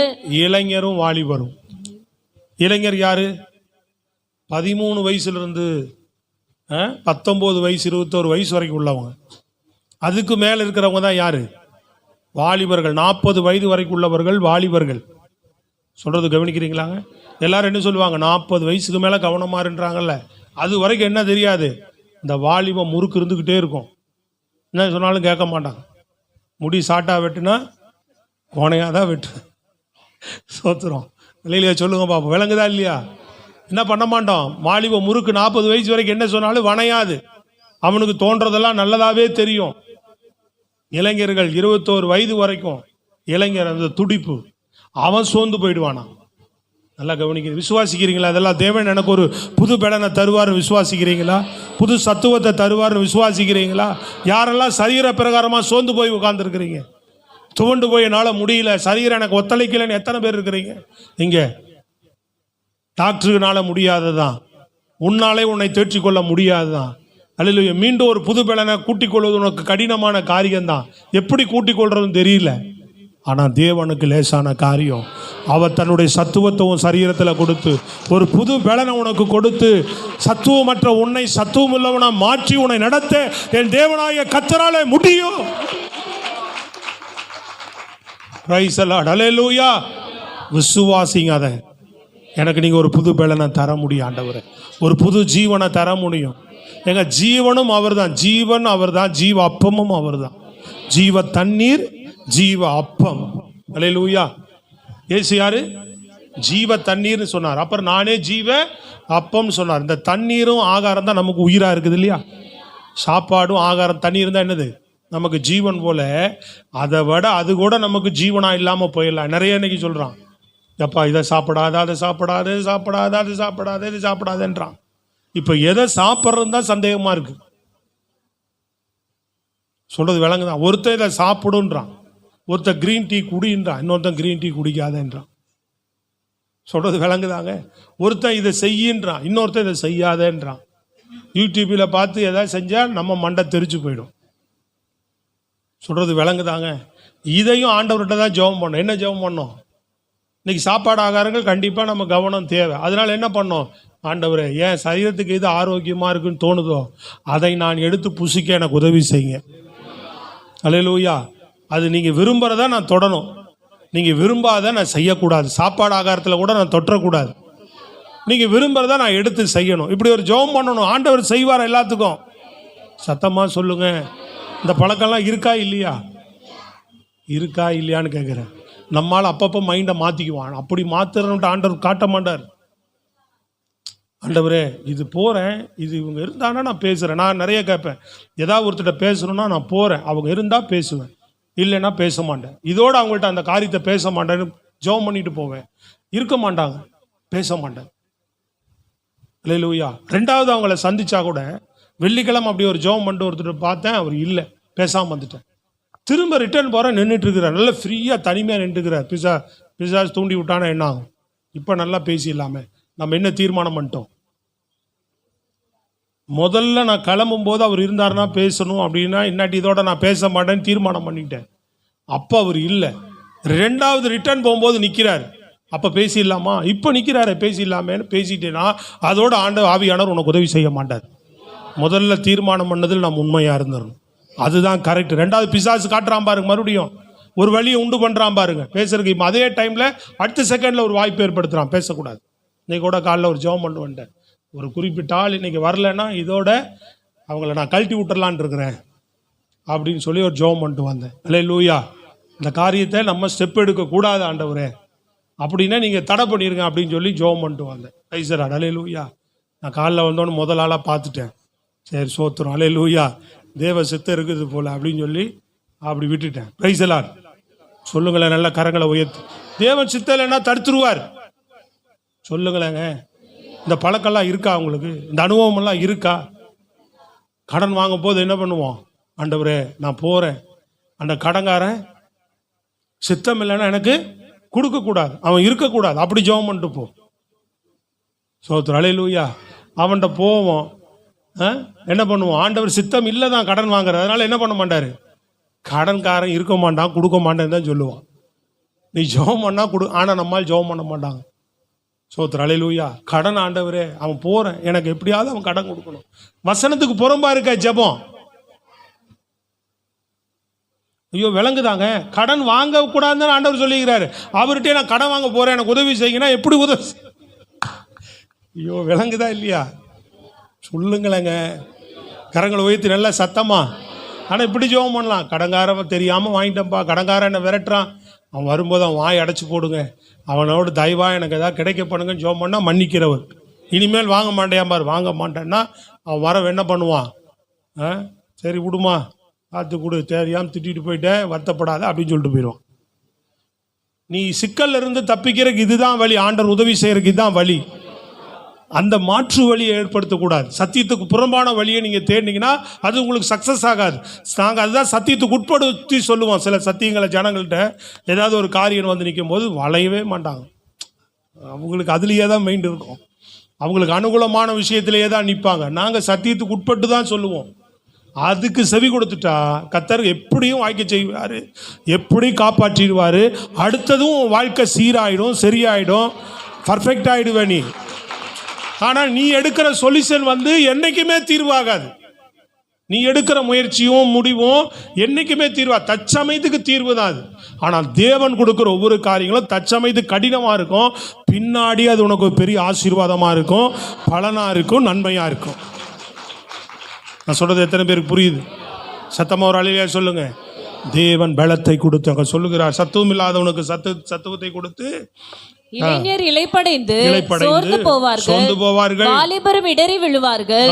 கர்த்தருக்கு காத்திருக்கிறவர்களோ பலனடைந்து கழுகுகளைப் போல எழும்புவார்கள். கழுகு வயசாகி போயிடுச்சு, முடியாதுதான் அதுக்கு. அல்லேலூயா. இப்ப என்ன பண்ணுது? போயிட்டு மலை மேல பறக்க முடியல, அதனால ரெக்கையெல்லாம் பலவீனம் ஆயிடுச்சு. அது குழுக்கிற பலன் குன்றி போயிடுச்சான். ரெக்கை தான் அதுக்கு பலன். கழுகுக்கு எதுதான் பலனு? இப்படி காண்டாமிரத்துக்கு அந்த கொம்பு தான் பலன்னு சொல்லுவாங்க. யானைக்கு எது பலன்? அதனுடைய தந்தம் பலன் இல்லையா? அந்த எது தும்பிக்கை பலன் இல்லையா? இப்படி ஒருத்தருக்கும் ஒரு பலன் ஆண்டவர் கொடுத்து வச்சுக்கிறாரு. மனுஷனுக்கு ஏதோ ஒரு பலத்தை கொடுத்து வச்சிருக்காரு நமக்கும் இல்லையா? அது கழுகுக்கு ரெக்கை தான் பலன். ரெக்கை வந்து வயசாக அதனுடைய இதெல்லாம் பலவீனம் அடைஞ்சிருமா, உதிர ஆரம்பிக்கிறதுனால அது போய் மலை மேலே உட்காந்துக்கிட்டு என்ன பண்ணிடும்? ரெக்கைகளை ஒன்றொன்னா அதே பிடுங்கி போடுமா, உள் ரெக்கையும் அதே கொட்ட ஆரம்பிச்சிடும். எப்படி வயசானவனு முடியலாம் கொட்ட ஆரம்பிக்குது? சொல்றது விளங்குதா இல்லையா? எல்லாத்துலேயும் இப்படியே தான் பார்க்குறாங்க. எனக்கு ஒன்றும் புரிய மாட்டேங்குது. கவனிக்கிறீங்களா இல்லையான்னு தெரிய மாட்டேங்குது. அல்லேலூயா. முடி கொட்டுறதே இல்லையா? கொட்டும், அதெல்லாம் வரும்போது காலங்காலம் வரும்போது கொட்டும். சில பேருக்கு சீக்கிரம் போயிடும், சில பேருக்கு வயசாக போயிட்டு தான் இருக்கும், நிற்காது. இல்லையா சொல்லுங்க, புதுசாலாம் முளைக்காது. அது மாதிரி. ஆனால் கழுகுக்கு என்ன ஆகிடும்? எல்லாருக்கும் இங்கே மொத்தமாக அப்படியே முழு புதுசாக அந்த குழந்தை குஞ்சு பிறந்ததுக்கப்புறம் அதுக்கு ரக்கம் முளைக்கிற மாதிரி என்ன செய்யும்? மொட்டையாகி அது அப்படியே அது வரை கண்மலையில் காத்துக்கிட்டே வந்திருக்குமா, அது ஒரு ரெக்கையாக மீண்டும் முளைக்கணும். ஸ்தோத்திரம், அல்லேலூயா. அப்படியே ரெக்கை முளைச்சு மீண்டும் புது ரெக்கைகளை பழையபடியே எல்லாம் வந்து கொஞ்சம் கொஞ்சமாக தான் அடித்து பழகுமா. குஞ்சு எப்படி பழகுதோ அதே மாதிரி தான். இப்போ புது ரெக்கைகள் ஃபுல்லாக வந்தோன்னு புது பலத்தோடு மீண்டும் ரெக்கை அடித்து கொண்டு உயர எழும்புமா. இல்லையா சொல்லுங்க, உயர பறக்கும் என்று சொல்லப்படுகிறது. அது மாதிரி தேவன் உனக்கு என்ன பண்ணுவார்? புது பலன் உனக்கு தருவார். திரும்ப ஓட பண்ணுவார், உன்னை திரும்ப உன்னை நடக்க பண்ணுவார், திரும்ப உன்னை உற்சாகமாக நடத்த முடியும் அவரால். அவரோட உன்னத பலன் வல்லமை என்ன செய்ய? ஜெபிக்க ஜெபிக்க அவர் வல்லமையை பலனை கொடுத்து கொடுத்து உன்னை நடத்திக்கிட்டே தான் இருப்பார். உனக்கு ஜீவன் காப்பாற்றப்படும், உனக்கு பலன் காப்பாற்றப்படும். நீ நம்பி இருக்கிற ஆண்டவரை சில விஷயங்களை நம்பி இருக்க, அதெல்லாம் நீ பார்த்து நன்மையை நீ பார்த்து முடிகிற வரைக்கும் உனக்கு ஜீவன் இருக்குன்னு சொல்லுகிறார், உனக்கு பலன் இருக்குன்னு சொல்லுகிறார். மூன்றாவது அவனுக்கு தேவன் செய்த காரியம் வேகமாய் நான் சொல்லி முடிக்கிறேன். வாசிங்க யோசுவா 14, 13, 14 அதை வாசிங்க பார்ப்போம். அப்பொழுது யோசுவா எப்புனேயின் குமாரனாகிய காலேபை ஆசீர்வதித்து எபிரோனை அவனுக்கு சுதந்திரமாக கொடுத்தான். ஆதலால் கேனாசியனான எப்புனேயின் குமாரனாகிய காலேப் இஸ்ரவேலின் தேவனாகிய கர்த்தரை உத்தமமாய் பின்பற்றினபடியினால் இந்நாள் மட்டும் இருக்கிறபடி எபிரோன் அவனுக்கு சுதந்திரமாயிற்று. அவன் எதை போய் பார்த்துட்டு வந்தானோ 40 வருஷத்துக்கு முன்னாடி, எந்த இடத்துல போய் கால் வச்சுட்டு வந்தானோ, விளங்குதாங்க, அதே இடத்த 45 ஆண்டுகளுக்கு பிறகு அவனை உயிரோடு காத்து, அவனை பலனோடு காத்து, அவன் எதை எளிதா தேவன் நமக்கு கொடுப்பார் நம்பினானோ அதை ஆண்டவர் காலேப்புக்கு எல்லாத்துக்கும் அப்படி கொடுக்கலங்க. நல்லா கவனிக்கணும். கோத்திரமாக தான் தருவாங்க இடம். ஒரு கோத்திரத்துக்கு ஒரு ஏரியா, அப்படியே அதில் நீ உனக்கு ஒரு வீடு கட்டிக்கலாம், ஒரு லேண்டு அப்படியே பிரித்து எல்லாம் பிரித்து விட்டுருவான். ஆனால் காலேப்புக்கு மட்டும் எபிரோன்னு சொல்லக்கூடிய ஒரு குறிப்பிட்ட இடத்த அவன் போய் மிதித்து அந்த இடத்த போய் பார்த்துட்டு வந்திருக்கான். அந்த இடத்தையே ஆண்டவர் காலேப்புக்கு கொடுத்தாராம், சுதந்திரமாய் கொடுத்தார் ஆண்டவர். கரங்களை தட்டி அல்லேலூயா சொல்லுங்க. இந்த சுதந்திரம்னு எங்கேயாவது கேள்விப்பட்ட மாதிரி இருக்கா? இப்போ லேட்டஸ்ட்டாக 2 மாதத்துக்குள்ளே நம்ம சபையில் ஏதாவது சுதந்திரிப்பேன் அப்படின்ற மாதிரி கேள்விப்பட்டது மாதிரி இருக்கிறவங்க ஒரு கையை மட்டும் வாய்த்தாருன்னு சொல்ல வேண்டாம், கையை மட்டும் உயர்த்துக்கு பார்ப்போம். சுதந்திரிப்புன்ற வார்த்தையை ஐயா இந்த 2 மாதத்துக்கு முன்னாடி கொஞ்சம் கேள்விப்பட்ட மாதிரி இருக்குது. உங்களுக்கு சொன்னா ரொம்ப உணர்ச்சி வசப்படுறீங்க, ரொம்ப பெரிய நான் கேட்குறத நான் மற்றவங்களுக்கு விளங்குதான்னு கேட்கறதுக்கு தான்.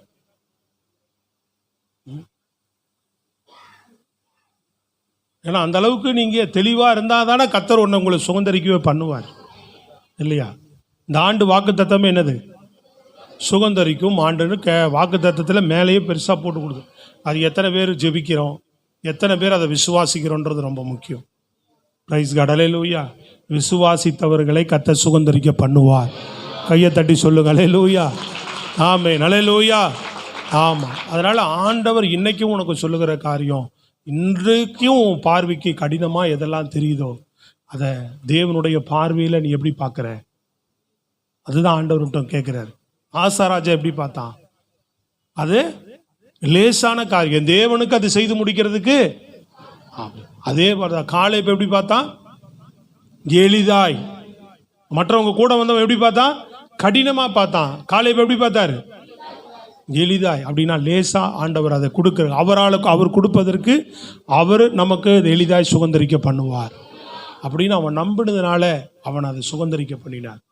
அதனால் கர்த்தர் அநேக நன்மைகள், அநேக ஆசீர்வாதங்கள், தேவனால் வரக்கூடிய அநேக பாக்கியங்கள், வாழ்வுகள், எதிர்கால உயர்வுகள், இல்லையா சொல்லுங்க, இதெல்லாம் நீ கர்த்தரிடத்தில் நம்பிக்கை உடைய நபராக இருந்தீன்னா கர்த்தர் உன்னை உயிரோடு காத்து உனக்கு வேண்டிய பலனையும் கொடுத்து உன்னை அந்த காரியத்தை சுதந்திரிக்கவும் பண்ண என் தேவன் வல்லமையுள்ளவராக இருக்கிறார். எத்தனை பேர் விசுவாசிக்கிறீங்க? எழுந்து நின்று ஜெபிப்போமா? ஸ்தோத்திரம், அல்லேலூயா. நன்றி ஆண்டவரே. நீங்களே